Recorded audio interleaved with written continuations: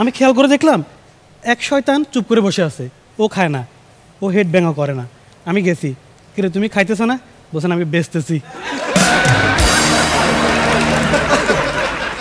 ও ছিল ওই দিনের কনসার্টের পুরোটা হোলসেলার।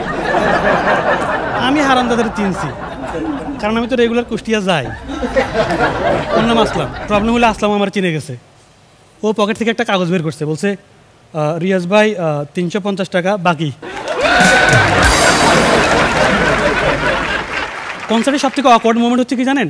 আপনার আশপাশে সবাই লিরিক্স পারে, ওরা গার্লফ্রেন্ডের ধরে গান গাইতেছে, কিন্তু কেউ কেউ আছে লিরিক্স পারে না, ওরা চুপ করে দাঁড়া থাকে। কেউ যখন তাকায়,